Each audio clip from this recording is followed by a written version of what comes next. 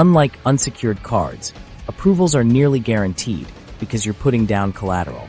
You'll need a bank account to fund the deposit, some accept money orders, your social security number, and proof of address. Most secured cards don't require a credit check. They're designed for rebuilding.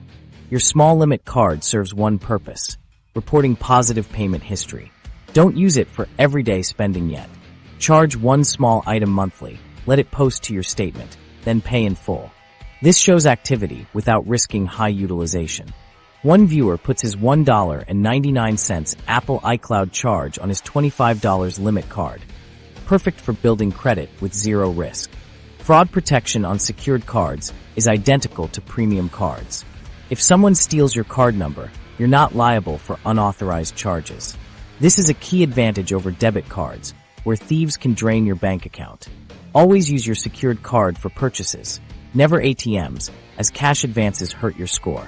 Adding an authorized user can amplify your efforts. Once your secured card is 6 months old, consider adding a trusted family member. Their responsible use helps you both, and some issuers report authorized users to bureaus just like primary accounts. Verify reporting policies first. Credit mix matters too. Pairing a secured card with a credit builder loan creates a diversified profile faster. The card handles revolving credit, while the loan covers installment credit. Together, they satisfy 100% of credit mix requirements. We'll cover loans next, but know this combo is the express lane to good credit. Interest rates on secured cards are high, often 25% or more. But that's irrelevant because you should never carry a balance. Set up autopay for the full statement balance monthly. The only cost should be your initial deposit, which you get back, and possibly a small annual fee for premium cards. Store-specific secured cards rarely help. For example, Target's Red Card only reports to TransUnion, and the Walmart Capital One card is difficult to graduate. Stick with network-branded secured cards, Visa, MasterCard, Discover, that report comprehensively. Store cards can come later once you've established primary trade lines. When you close the account or graduate to unsecured, deposit recovery is simple. Issuers mail checks or make direct deposits. Capital One often processes refunds in 5 business days, while Discover mails checks within 2 billing cycles. Keep your address updated to avoid lost checks. Some credit unions offer better terms. Navy Federal's secured card requires $50 plus deposits, but offers rewards and lower rates. Alliant Credit Union's secured Visa gives 1.5% cash back, rare for secured products. Local credit unions sometimes have special programs for first-time borrowers. Always compare options. Avoid depositing more than necessary. A $200 secured card reports the same positive payment history as a $2,000 one. Only deposit what you can afford. The scoring model doesn't consider dollar amounts, only percentages and patterns. Digital tools can help manage tiny limits. Apps like Cred.ai create virtual cards with adjustable limits to prevent declines. Privacy.com offers similar controls for online purchases. These tools ensure your $25 card remains useful while building your score.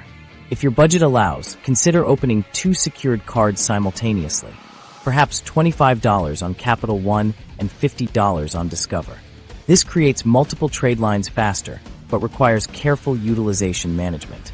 Never apply for more than 2 cards within 6 months when rebuilding. The psychological benefit is real. Seeing paid as agreed on your credit report after collections or charge-offs helps rebuild financial confidence.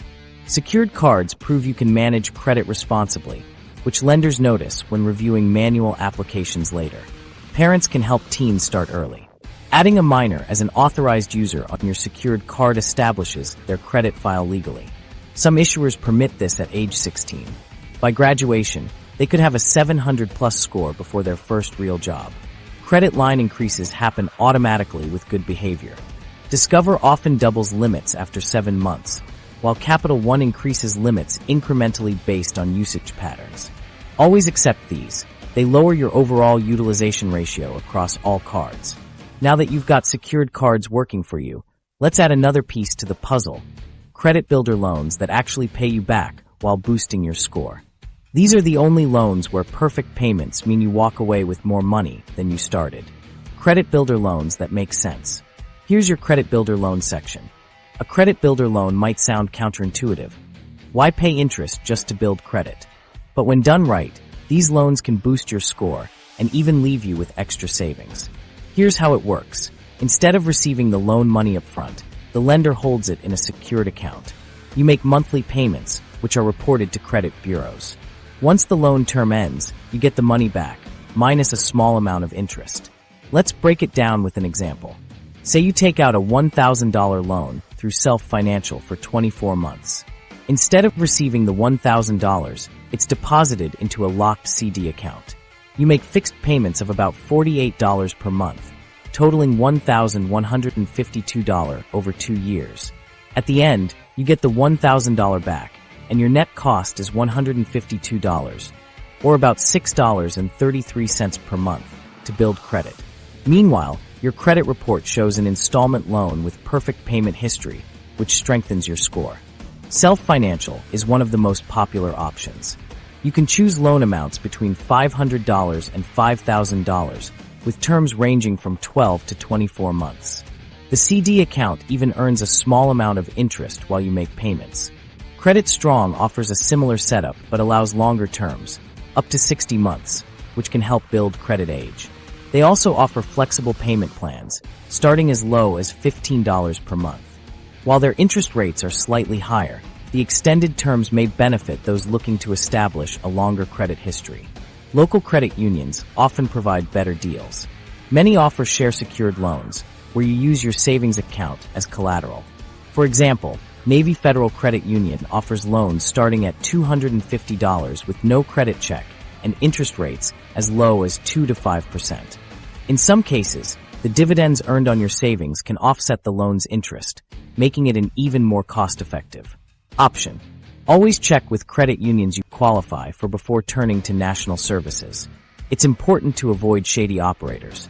Some companies advertise credit builder loans that are really just overpriced credit monitoring services. A legitimate credit builder loan will appear on your credit report as an installment account. Be wary of upfront fees over $100 or companies that don't clearly explain their reporting policies. Flexibility in payment schedules is another key factor.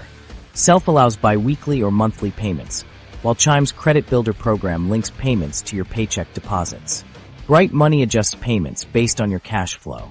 The best programs adapt to your income schedule, making it easier to stay on track. Reporting frequency also matters.